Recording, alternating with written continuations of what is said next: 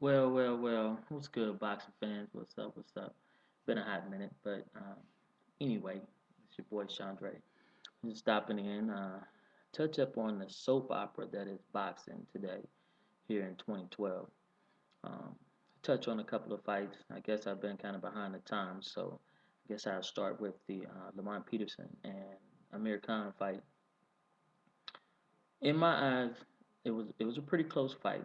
I said it was going to be a close fight because I already know that Amir Khan does good until the pressure really kicks in. Then he turns into a different form of fighter as opposed to being able to adapt. If you sit and watch Khan as carefully as I do, which it shouldn't even take a careful watching to see, but he's sparred with Manny Pacquiao so much that he actually does what Pacquiao does when he gets hit. He now bangs his gloves together or throws his hands in the air as if he was Manny Pacquiao. And to me, that's done unnecessary.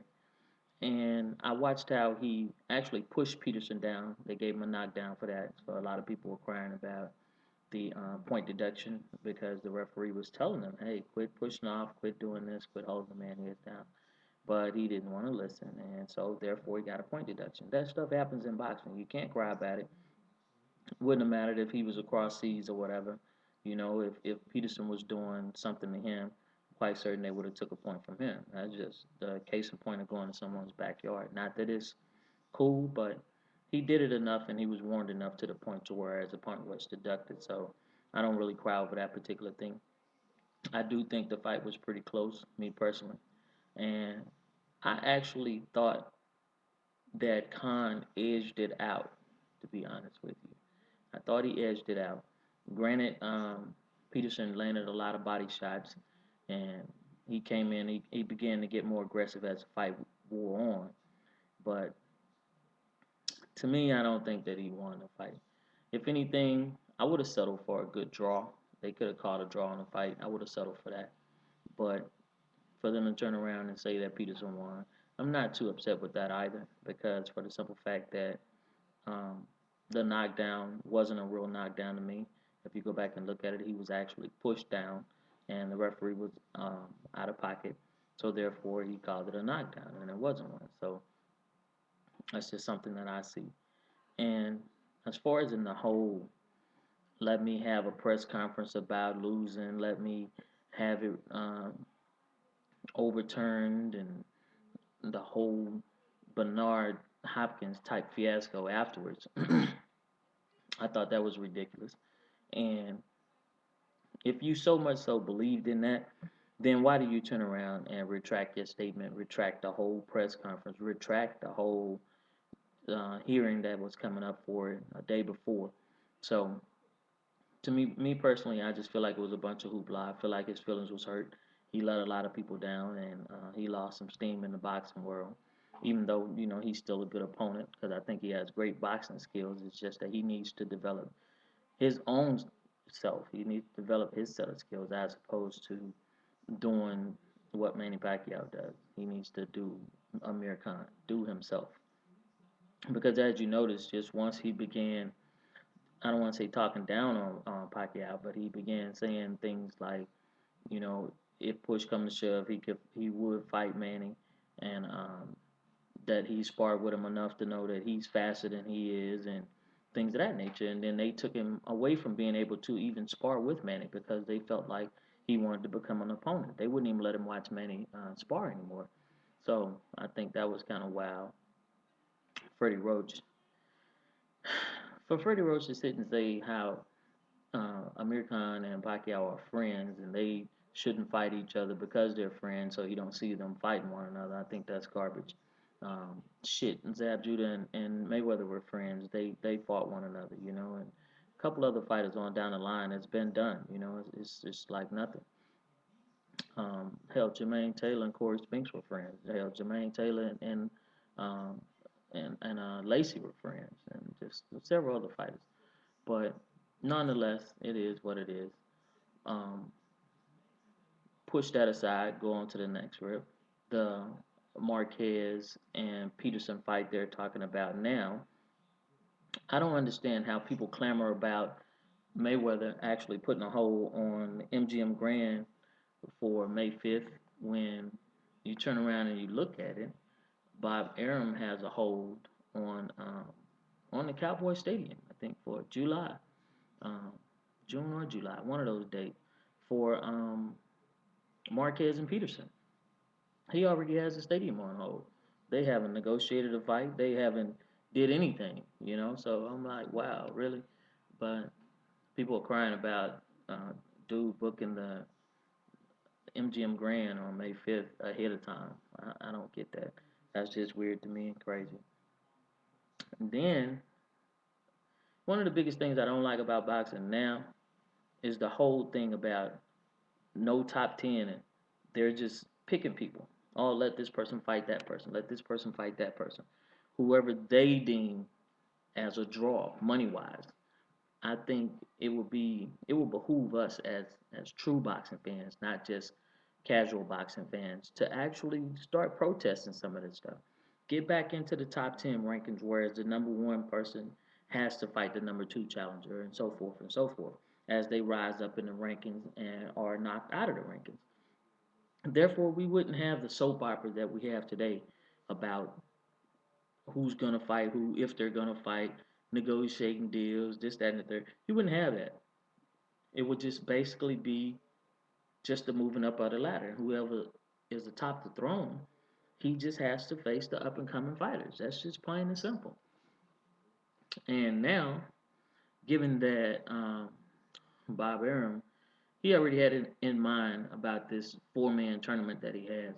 There was no way on God's green earth, even when Mayweather said anything about the MGM Grand before Pacquiao fought and lost, quote unquote. To me, he lost. If he really wanted to prove himself a real champion, in my eyes, then he would have turned around and he would have said, "You know what? I lost this fight. Marquez beat me, and I'm gonna relinquish my title to him." He would have forever had my undying support, because that's the same thing I said truly makes a champion. You know, it's not to go along with the masses, but stand on your own too. Just like if Jermaine Taylor would have done that when they said that he had beat Bernard Hopkins that time. He did not win that fight. They just felt like they was out with the old and with the new, so they gave him that decision. And I thought that was dead wrong. So Bob Arum already had in mind about this little four-man tournament thing he has going on. Just like I don't see why the boxing commission, they always talk about we're doing what the boxing commission want. Then why don't the boxing commission step in and say, hey, all these in-camp fights that you're setting up so you can keep the majority of this money, that's garbage. That's not helping the sport of boxing. So why is it that they even talk about the commission when the commission does nothing but turn a blind eye? I'm quite certain the members of the commission are getting money under the table, and so therefore they don't want to raise a hoopla about it because they still got their little yachts and boats and houses and things that they want to pay for their mistresses and all that shit. So I think that's kind of crazy. It really is. Um, and now you turn around and you have the new announcement the other day. And Angelo Dundee died today. Um, wow, that's I didn't even know he was sick, but I knew he was up in age, and so God bless him. He was a great trainer. He was a real trainer. A lot of these trainers nowadays are watered down, especially people like Emmanuel Stewart. He's like, oh, well, they need to throw more punches. They need to do that. Everybody don't need to throw a million punches. That offense doesn't always win fights. You have to have a mixture of offense and defense, because if you just come out with reckless aggression, I'm sorry, I don't see you getting. You shouldn't get points for that. Just like a lot of Pacquiao fans were saying that, oh well, Marquez wasn't coming forward in the fight, that's why he lost. And I watched Letterman with his bad judging ass. He sat and said, oh well, I prefer the guy that's coming forward with effective aggressiveness. Well, I'm sorry, that was not effective aggressiveness. That was just reckless aggression. If you were coming forward with effective aggression, then you would be making your opponent do what you want them to do. If a guy is going backwards because he chooses to go backwards, because he chooses to fight that style, because he knows that's the best way to beat you, then I don't see you getting points for coming forward and missing a lot of punches. I think that's crazy, and he lost that fight. Bob Arum knows he lost that fight. Pacquiao knows he lost that fight. Freddie Roach knows he lost that fight. And they're saying, oh, well, he stepped on the gas in the 12th round, so he won. Manny Pacquiao didn't win the 12th round of that fight. I just wish people would be real and just say, okay, he lost. That would be better for me. And now you have the Cotto versus Mayweather fight that's signed and sealed for May 5th. No catch weight. Mayweather's going up to 154 pounds like he's done once before when he fought Oscar De La Hoya. No weight draining, no none of that. And he's going to fight the man in his natural weight. And I think that's good. Um, Cotto and Mayweather were said to have been having a fight set up way back after Arturo Gatti fight. But Bob Arum said that Cotto needed a couple more fights under his belt. He wasn't as well known as he needed to be. And he said maybe in a year or two that they could be the Leonard Duran, fight. But he pushed that to the side, pushed it to the side. And at the time, I think he still had Mayweather under his banner, and he didn't want to lose his two prize catches. So didn't want to lose either one of them, as a matter of fact, because then that gave him the African American base along with the Hispanic base, and it gave him the Puerto Rican base. So he was making a killing. So he wasn't trying to hear that. And as you can see, if a lot of people keep taking up for Bob Arum, saying that oh, it's not Arum's fault, Arum's this, Arum's that. But why is it that now that Cotto's contract's up, that all of a sudden he and Mayweather can fight? Sorry, it just is what it is. You have to call it that. And so now you have Cotto and Mayweather. Let me give my real quick analysis, real quick breakdown, real quick prediction of the fight, and then I'll let everybody go ahead and continue doing what they're doing because I know I'm kind of just going from subject to subject here. In my eyes, Cotto has a very great chance of winning the fight. I say this because Cotto can box. As you can see, when he fought Pacquiao the first couple of rounds of the fight, he actually boxed Pacquiao. That's what you have to do to beat Pacquiao. You can brawl with him all day long, and he's quick enough to catch you in the trade. I think a heavy-handed brawler will give Pacquiao problems, but the average person that just throws a couple of punches inside of a brawl, they won't do much of it. Um, the Cotto that used to throw body blows, vicious left hooks to the body. I'm talking about rib cracking blows. If that Cotto showed up with the boxing prowess that he has, with the aggressiveness that he has, and the vicious mentality of breaking you down, the Cotto that showed up when he fought Torres and Clottey and things of that nature, then you have problems because he beat through Clottey's defense like it was nothing. Although, granted, Clottey's defense is way different than Mayweather's defense.